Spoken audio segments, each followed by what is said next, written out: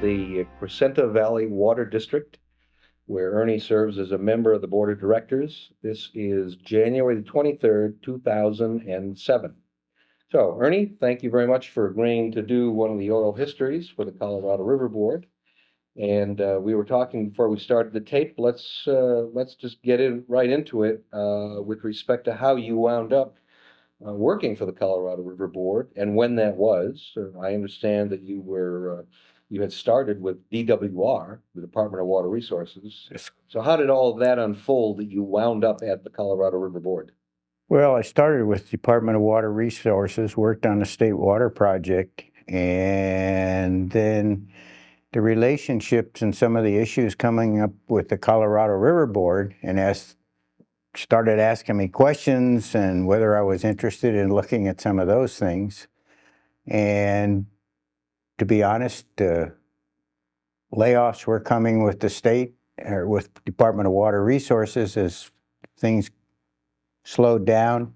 And so there was an opportunity to join the Colorado River Board. And Colorado River Board got active, and we're looking at Colorado River issues. What kinds of work did you do for the Department of Water Resources before you joined the staff of the board? Well, I started out just looking at some of the facilities in their early development, just geologic aspects. And then I got more involved in the groundwater side of the department's activity, the Water Resource Department's activities in the Colorado, in the groundwater basin issues, and looking at developing and utilizing imported water in conjunction with groundwater supplies. Well, did you work then on the California State Water Project?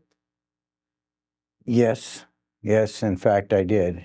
The first thing I did with DWR was I walked the state aqueduct alignment from the Delta all the way down to Southern California over a period of time. You walked to that Well, distance before the aqueduct was Yeah, built? well, long before the aqueduct was during the time that the development was going on. And so part of it was to look at the geologic conditions and ground conditions, and we just hoofed that out.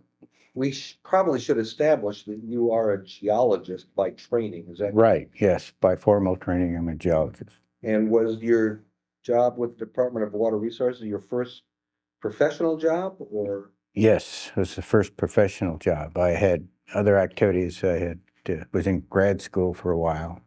Decided I needed to, got married and needed to support my wife and myself.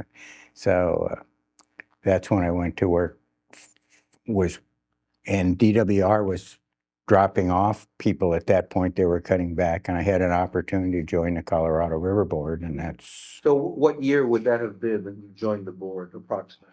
Boy, I'm really guessing. Well, who was the chief engineer or the chief executive officer at the board when you joined the board? It was certainly before Myron Holbert. Oh, yeah. Yeah, it was whoever preceded Myron. Okay.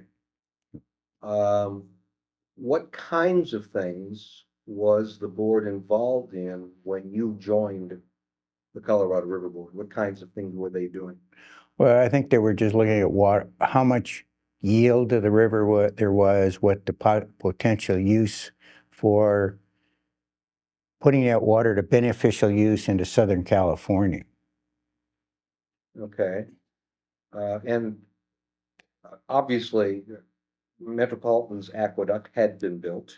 That's right. Coachella was taking their water. Imperial Irrigation District was taking theirs, and the PVID, which has the original right, was taking theirs. Were there any water supply issues at that time with respect to the 6 agencies? I think there was, but I didn't get involved from it. I just looked at it. I was off from the side. So I remember there were discussions about who should be whether one agency should be getting in. Other areas were being developed and needed water supplies, but I don't remember any of the details because I wasn't intimately involved. I just hear from it from the sideline, so to speak.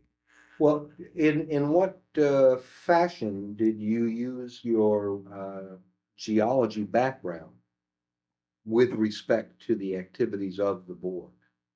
You were looking at groundwater basins? We were looking at groundwater yield. We were looking at where we could pump groundwater, where we could recharge some areas. Okay, but the Colorado River Board never did that. No, that was all done.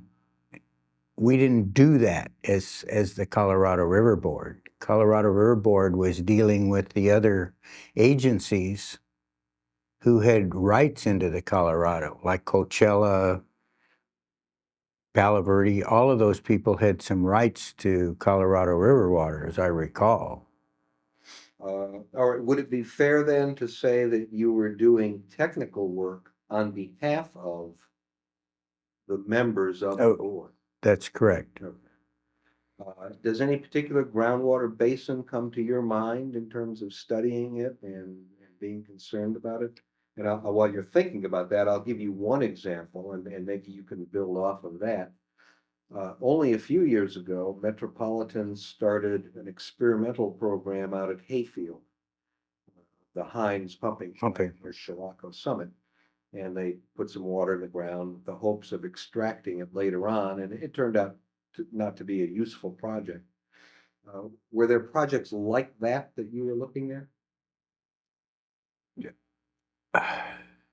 Gee, I don't recall it. They're very similar to that. We were looking at areas. I can remember down in the Coachella Valley, we were looking at water supply. They were looking at water supply and utilizing it in various parts of the area. And they were, as I recall, they were drawing on Colorado River water that was being put to use in some of those areas. So Colorado River water was being served in numerous areas in the desert areas out in that area. Okay, and I'm not gonna try to pin you down That's our, on an exact date, but are we talking early sixties, mid sixties? Keeping in mind, if you need to work back, think about the State Water Project, which began delivering water to Southern California in 1972. so it would have been in about that era, I think. That era being the late sixties. Yeah, late 60s to early 70s, somewhere in there. Okay. I think you're aware that Coachella Valley Water District is a contractor to the State Water Water Project, project. Yes, I knew that. but they do not have a connection to the State Water Project. They're not physically No, connected. right. So they exchange water with Metropolitan. In the process of doing that, they turn water out at Whitewater and they allow it to percolate into the groundwater basin. Were you involved in any of the studies that led to that agreement or? Just peripherally. I did not get involved in any of the agreements, or I just took it from a technical interest point of view. Well, let's Yeah. talk about that for a minute, from a technical standpoint, because that had never been done before. No, that's true. I mean, there was certainly some natural runoff would come down the Whitewater from time to time. But what was happening was that a lot of that water that was being released was percolating into the underground, and then groundwater flow was moving down to the low end of the Coachella Valley. Is that a good thing or a bad thing?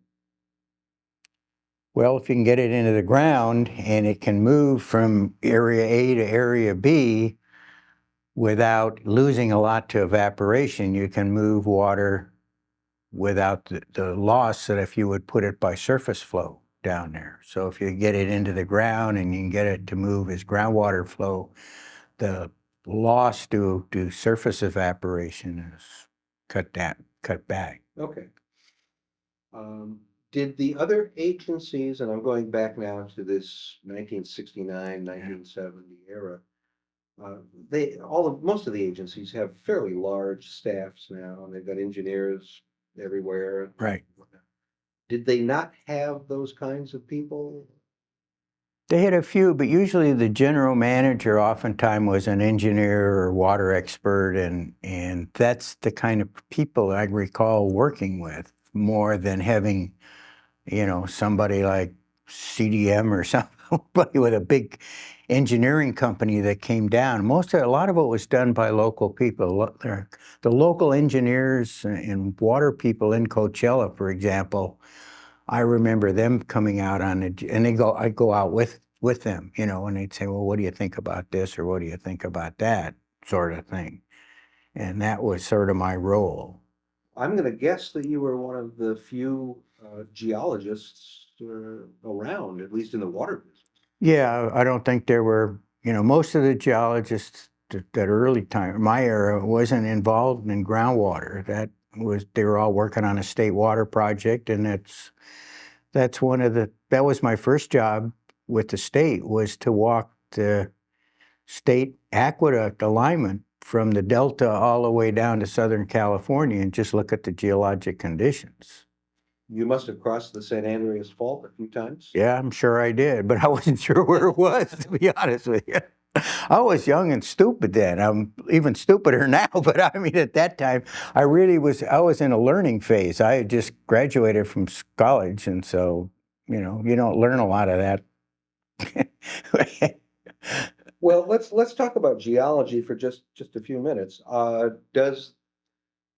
It's a fact that California, Southern California specifically, and Northern California to a lesser degree, uh, is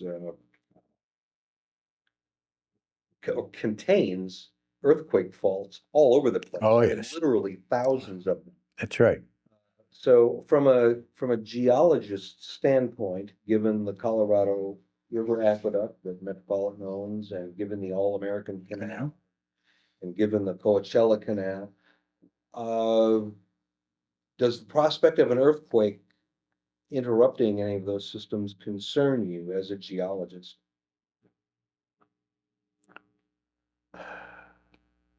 Not really. I think that the engineering that has gone into looking at those things, and they recognize that there's going to be problems, but not all of the canals that deliver water are concrete lined that are going to rupture. There's a lot of earthen lined canals, particularly as you get down the low end of the Coachella Valley. And so I think they're a little less susceptible than if you were to break off a pipeline, or you have the state water project where it's all contained in a concrete lining, and if that whole thing lets go, that puts it out of business for a long time, where the earthen canals can sort of stand up. They can take a little more motion. And Were you involved, were there any studies done by the board while you were on the board with respect to earthquake vulnerability, either on the state water project or the Colorado? not that I was involved of or even recall this time. Okay. Let's see, let's assume that you started with the Colorado River Board in the late sixties, because I appreciate there's some overlap there with the Department of Water Resources. Yes. And how long were you with the Colorado River Board then? When did you retire? I can't remember, Jay, when it was that I retired. And then when I officially retired, and then what happened is after I officially retired, I would do some consulting, if you will, to some of those local water districts if they wanted assistance.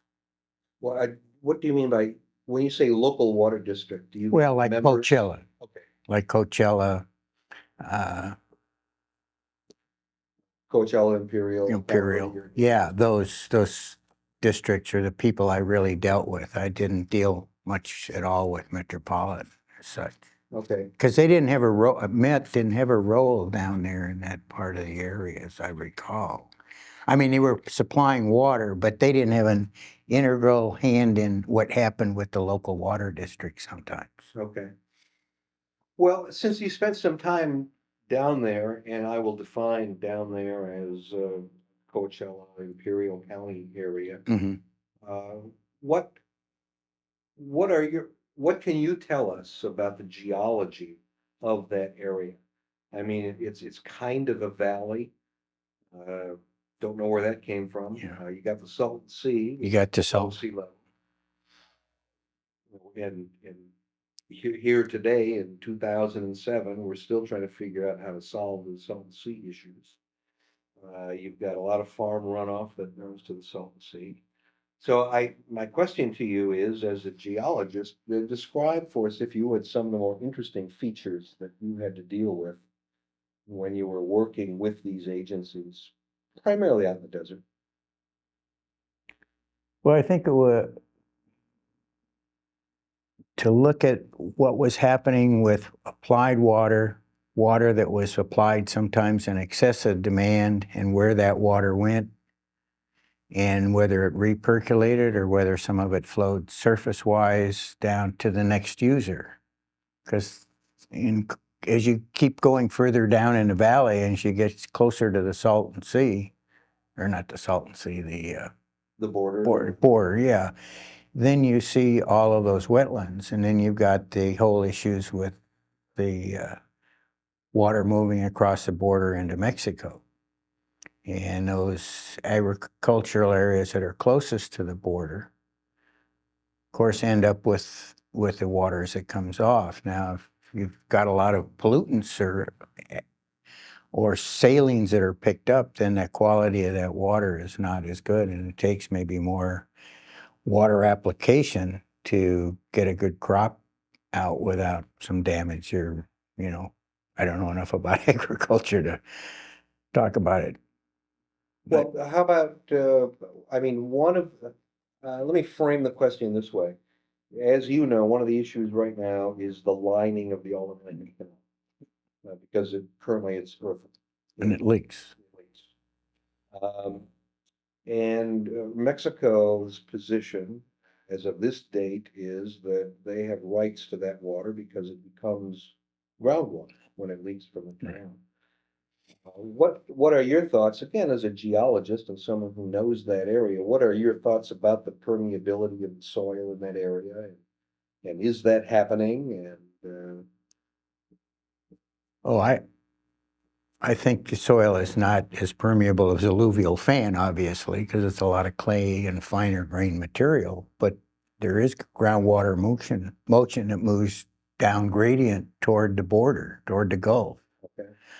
And so any additional pumping as you develop more and more agriculture, urbanization, whatever it is, they're relying primarily on groundwater, except unless whatever they pull off Metropolitan's aqueduct, Right.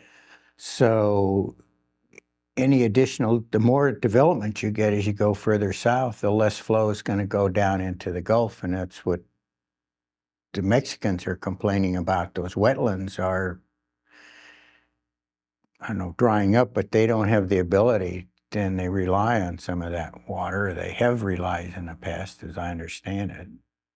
Okay. I met you probably in 1980 when you were with the board and I was with Metropolitan. And I believe Myron Holbert was the chief executive officer of the board at that time. I'm not sure what his title was. The Colorado River. Of Colorado. Yes, right. Myron was. And Myron was followed by Vern Valentine, correct, yes. And then Vern was followed by Dennis Underwood. Is that correct? It's the last person I remember. I don't know who's there now or if there was somebody there. Right, but you worked for Dennis. Yes, Okay, well, that's good because that kind of establishes a time frame for us there because, yes, as you know, Dennis left to become commissioner. Commissioner, Your reclamation. reclamation, right. And were you still there at the board when he left? Yes, I think but I was still there, but just about ready to retire. Okay, so you and Dennis left Yeah, about the same time, roughly the same time. which would have been in the late 1990s. So Yeah. probably 97 or 90. Somewhere in there, yeah. Okay. Can you let's talk for a minute about the 3 people that you worked for at the board That would be Myron Myron, and Vern and Dennis. right.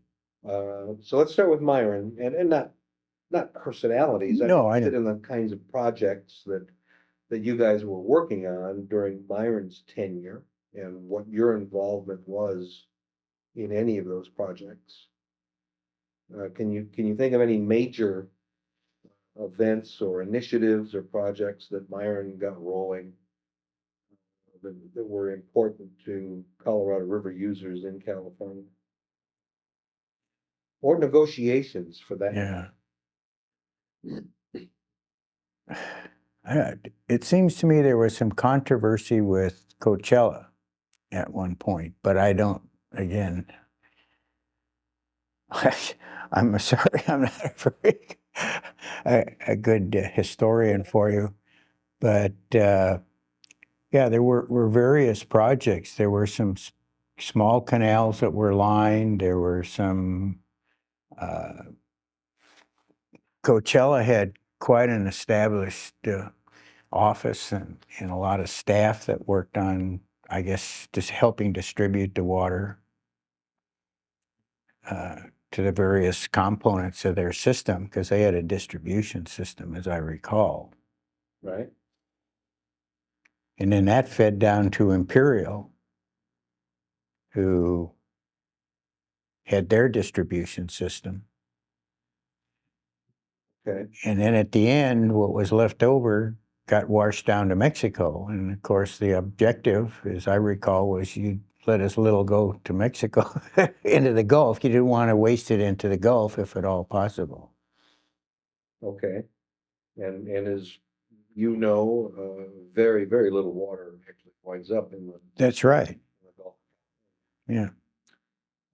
When you started working for the board, I believe you were located downtown. Yes. Reagan State Office Building, the Ronald Reagan State. I think so. Wherever it was downtown. And so you were still with the board when they moved into their newer offices in Glendale, California, That's right. We moved to Glendale. which is where they are today. Yes. Uh, were there, can you talk a little bit about any changes that might have occurred when Myron retired and Vern Valentine became the head of the board?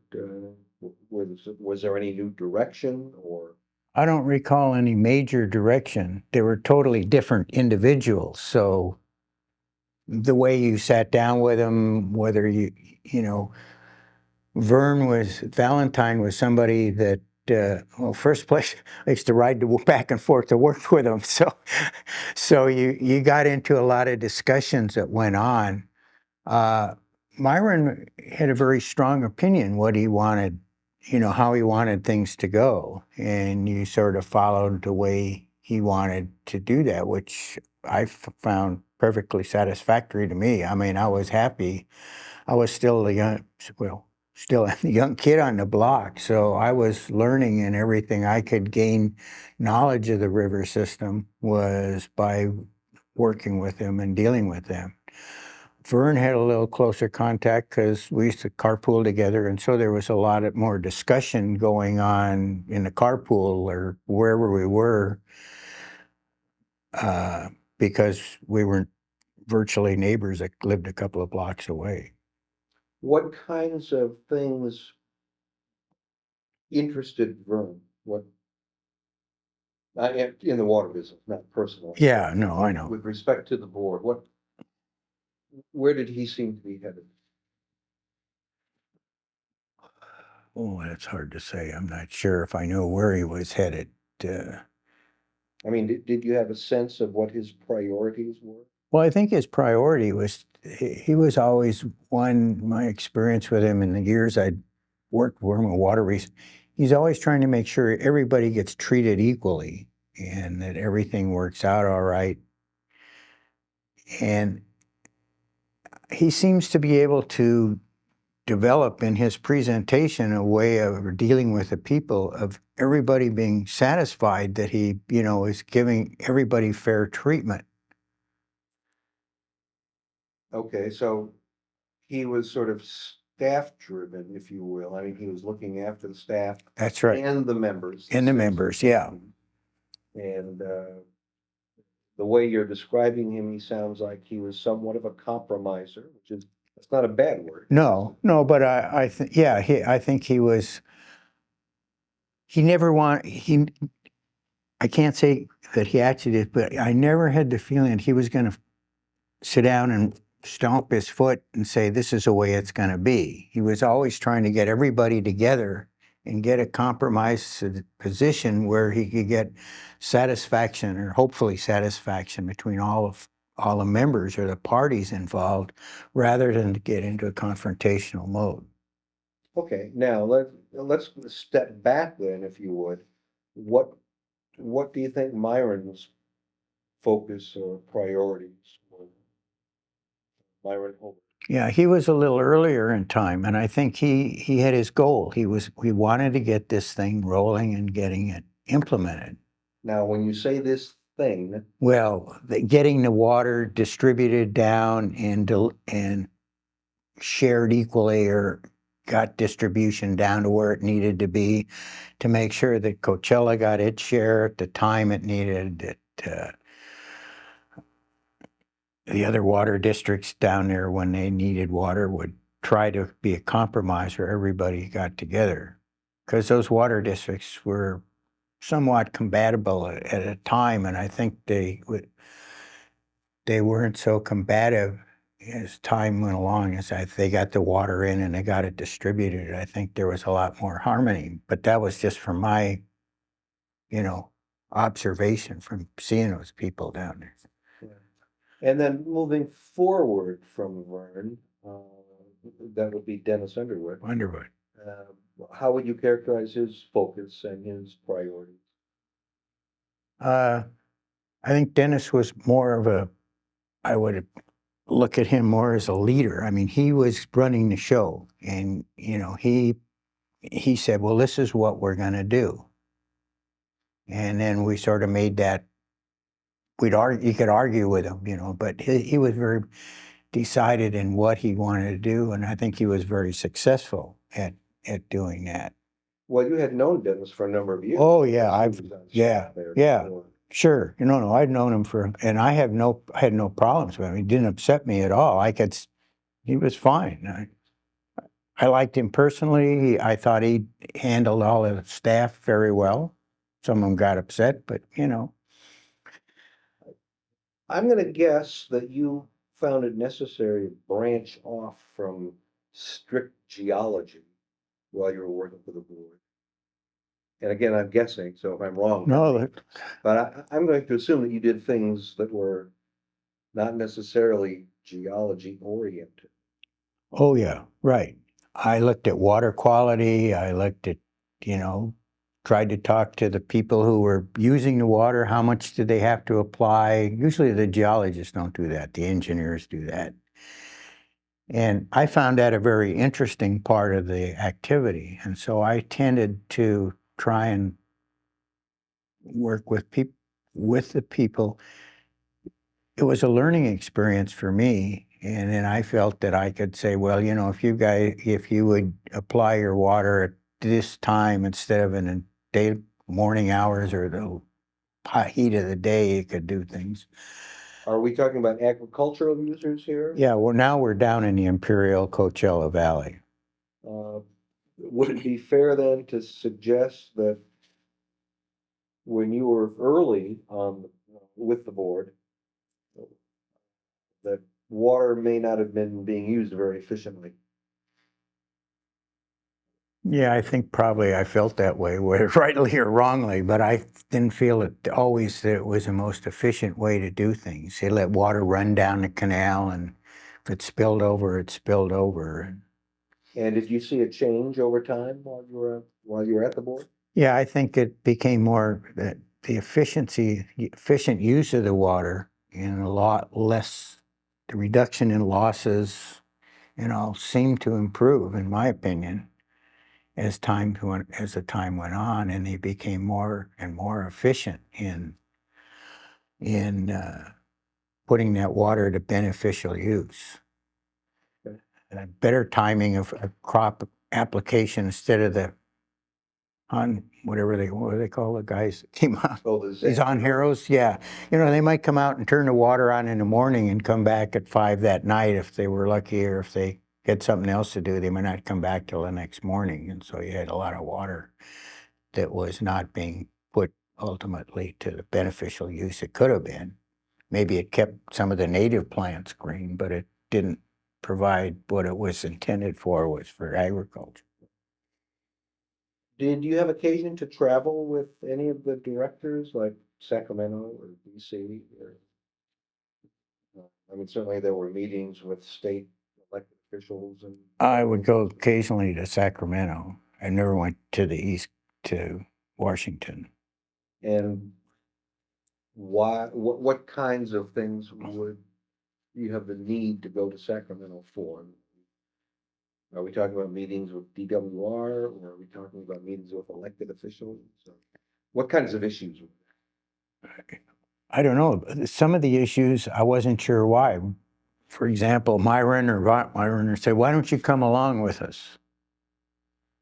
Well, it was really a listening and observing opportunity for me to find out what all the issues were, and then somebody would complain about it. At least I could have some intelligent answer if I thought there was one I could give.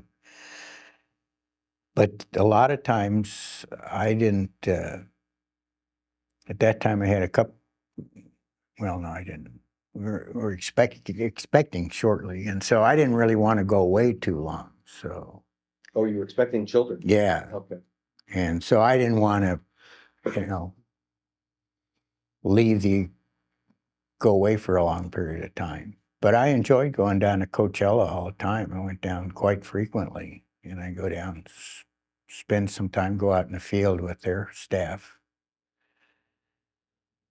Okay. After you left the Colorado River Board, retired, stayed in the area. Yes. Obviously, we're here at La Crescenta. Right. And you did not get out of the water business, did you? No. I didn't know what else to do. No, I enjoyed it. And so someone asked me to, if I was interested in considering running for a local water district. And so I thought about it. My wife wasn't too happy with it. But so I really enjoy participating in the activities. I now volunteer at Descanso Gardens. Not actually, what I do is ride shotgun on a train that runs through there. But I mean, I have a lot of interest time talking to the horticulturists who work in there and how they use the water and so forth. So I just can't get out of the water interest. Not that I do anything maybe productive. Maybe I do if I say something to those guys who work at the garden. Yeah, we should explain for the purposes of the tape that Descanso Garden is a botanical garden located in La Cañada Flint Ridge area, open to the public. I'm curious, since you volunteer there, have you ever looked into their water supply? Do you know where they get their water? Oh, yes. Comes from the springs up in the mountains. I know all about the water supply. Why don't you talk about that for just 1 minute? Sure. Because I think people don't get it.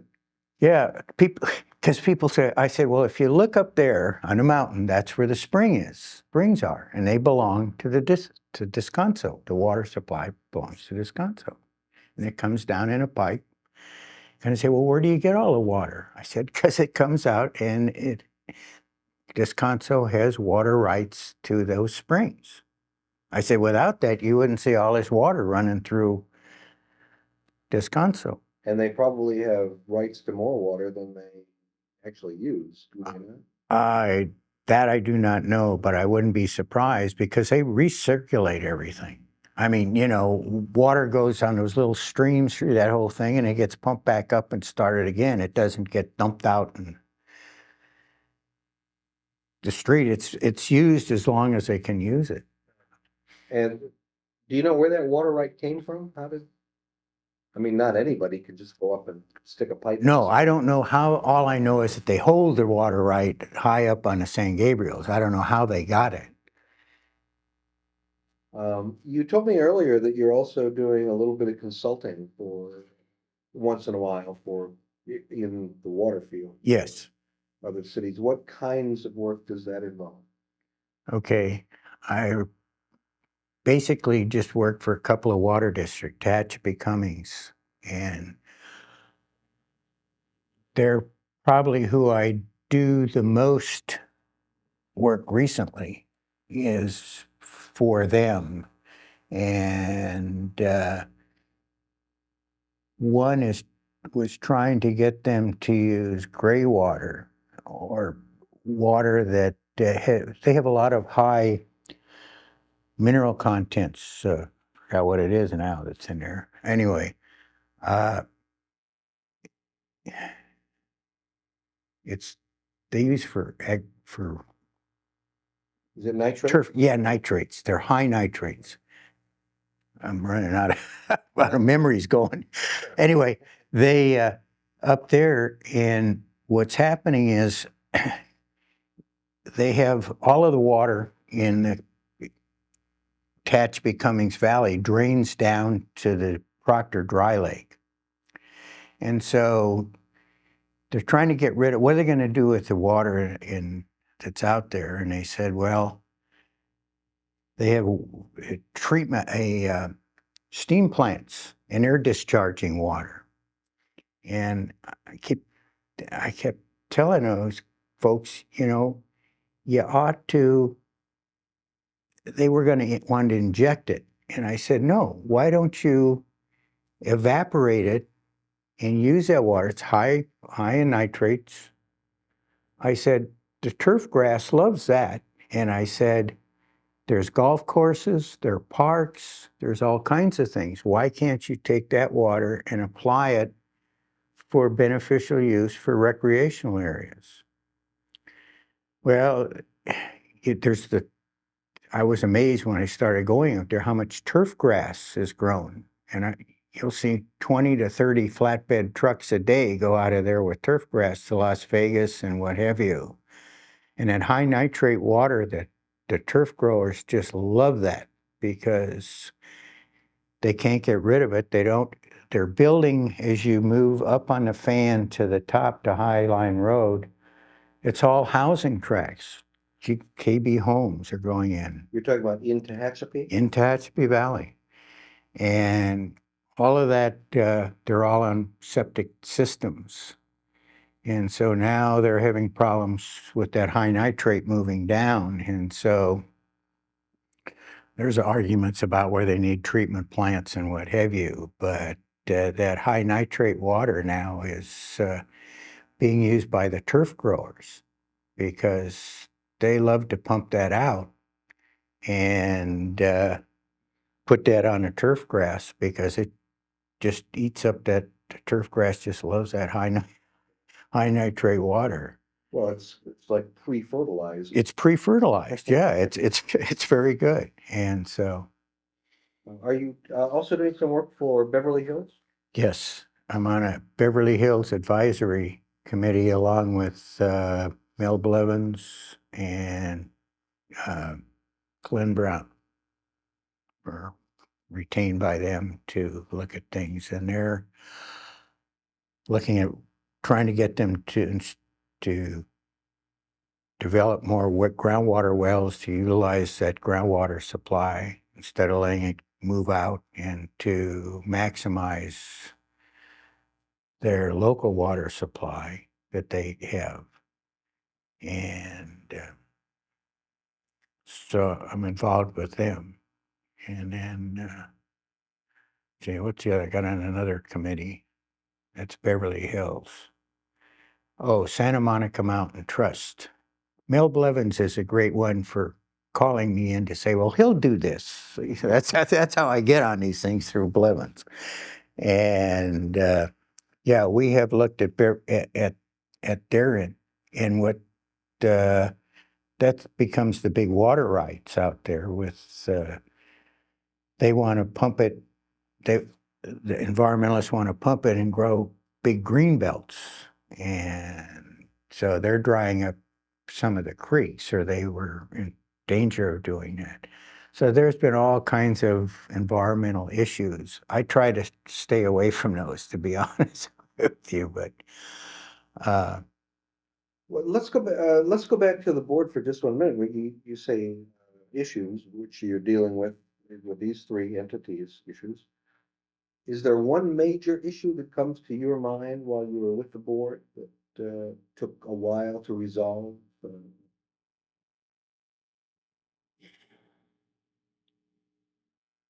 I don't know that, trying to think if there are any. I think when we got water down into the Coachella Valley and some of those areas, I think that settled a lot of dissatisfaction about the way water was used. And I sort of felt good about, I had a hand in working with those folks. Um, there's quite a bit of agriculture in the Coachella Valley. and Yes, there is. People don't understand that or don't realize that. No, because it's, well off the freeway. yeah. Uh, is that a good use of water? I mean, is that an appropriate use of water? Is it a good farming area? The climate is good. They can get crops almost year round. And I think you need a food supply, you know, produce that is grown. And there, if it wasn't down there, pretty soon it would be another Palm Springs, I think, and all that water. And I don't know whether, you could argue, I suppose, that that's an economic use of water. And My guess is that the farmers down there probably use water pretty efficiently. oh, yes, they do. They let a lot of drip and a lot of, you know, sprinkler irrigation where needed. They don't do a lot of flood irrigation. Uh, Is that because of the price of water, or is that because water is just a precious commodity, or? I Is it- don't, I just don't know. I don't know enough of the farmers or talk to enough of them to, to deal with it, but they seem to be very efficient in their application of water. And obviously, if they're pumping it up out of the ground, which I'm sure what they're doing a lot of, it's all a matter of economics. If you can get maximum irrigation by something other, something other than sprinkling, if you can get it down on the ground, then you don't waste all that water in that hot, dry air. Okay.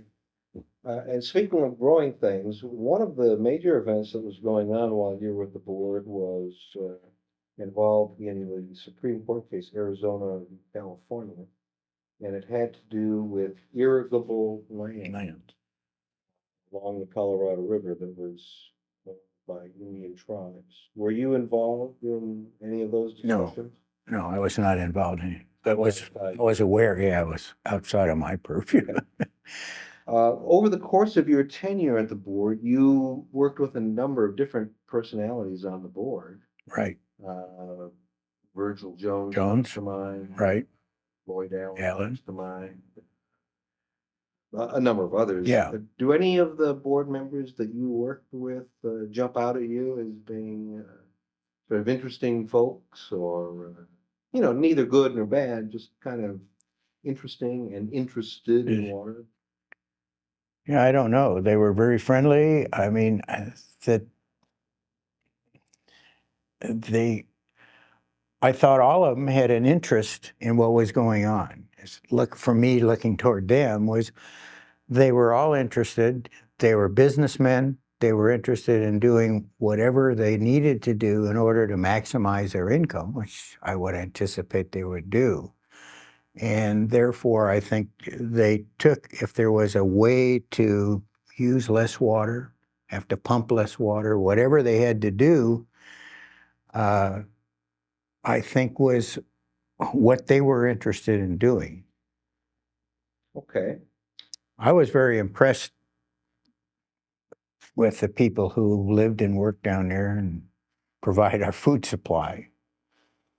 You're talking about down in In Coachella. Coachella Imperial, yeah. Um,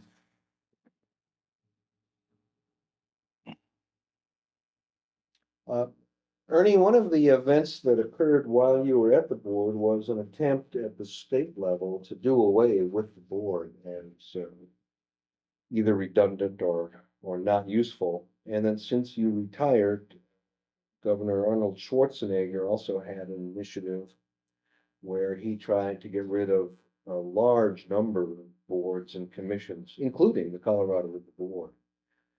Having worked at the board for as many years as you did, can you talk a little bit about the value of the board?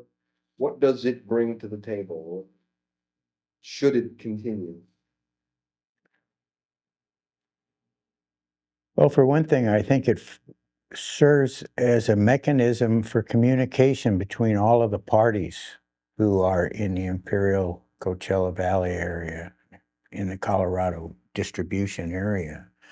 And it gives an opportunity for interplay.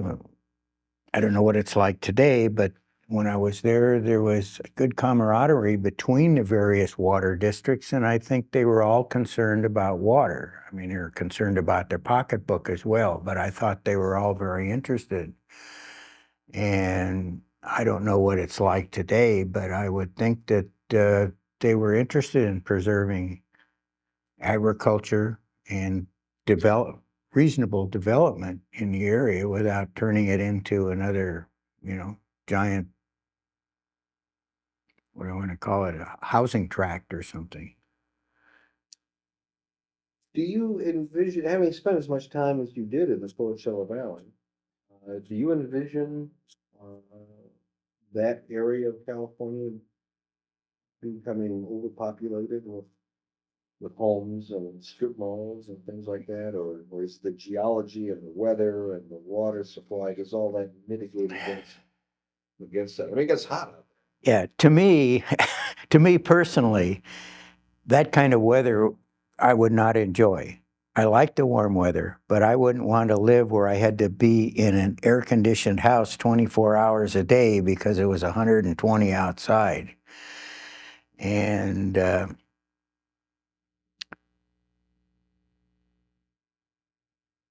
we go down to Palm Springs occasionally. I don't know if you ever heard of that Follies that they have in Las Vegas. And yeah, well, we go down to that every year. We have a good time and we stay overnight and do some sightseeing. And I look at all those wind machines and everything else, and I think, is this area really going to develop?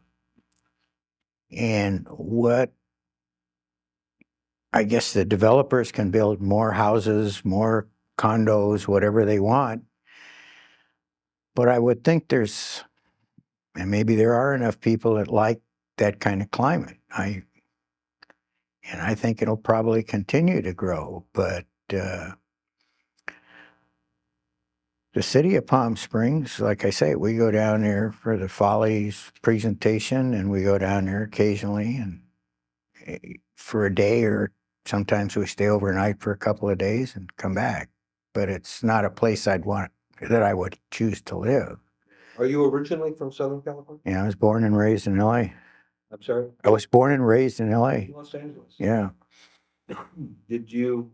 What year were you born? 29. 1929. Well, there was another big event that year, wasn't there? Yeah. Did you anticipate Los Angeles and the greater Los Angeles area growing the way it has? No. No, well, you know where Fremont High School is. That's where I went to high school. And there was no transport. Well, you rode to school on a yellow streetcar. I mean, that's the way you got back and forth to school. And everybody rode bikes or something.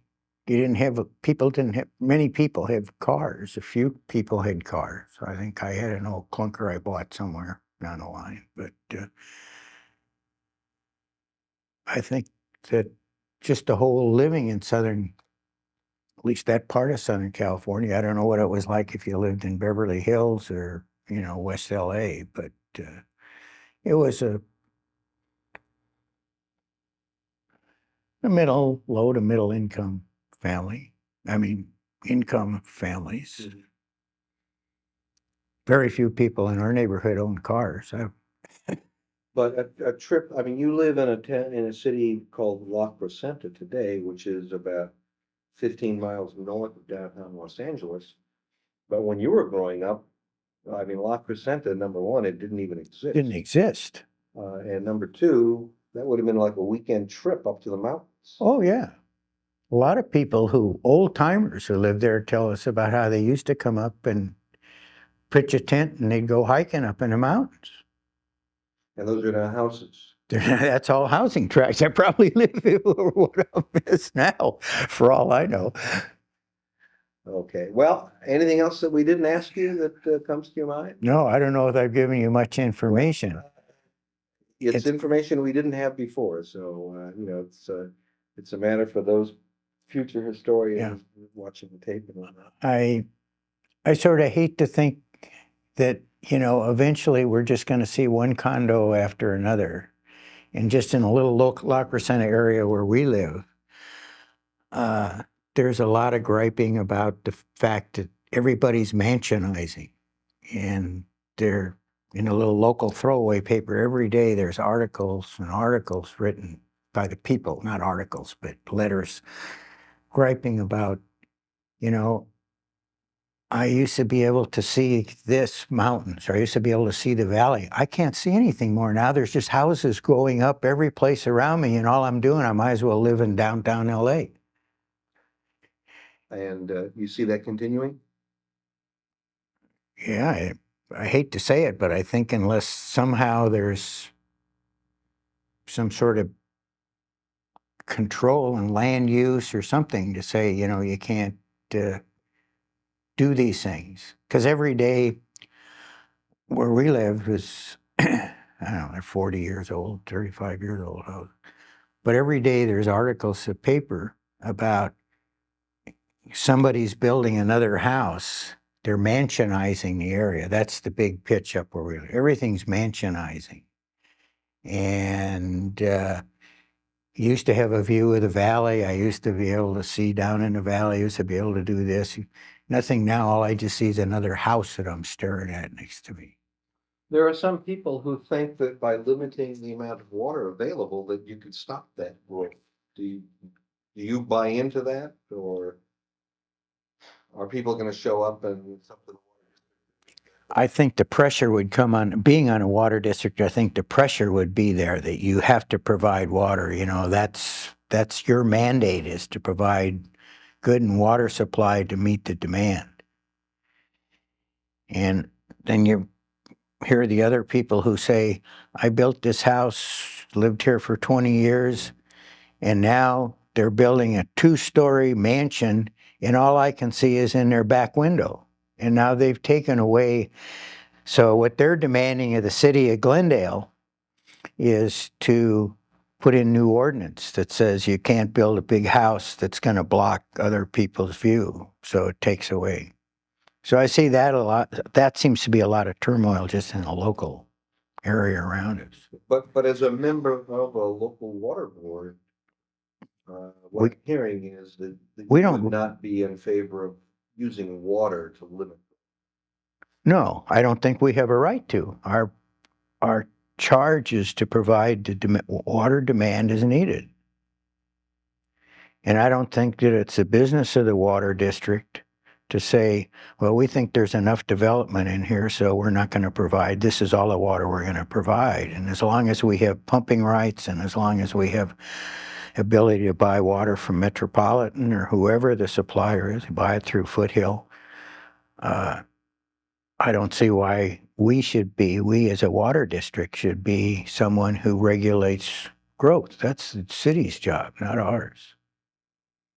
Okay, very good. Well, Ernie, thank you very much. We appreciate the time. Oh, you're welcome. I enjoy doing it. Like I say, I don't know, you know, well, more, it was interesting some of the early days, and well, we'll leave that to others to decide. yeah, somebody else can decide what they want to do.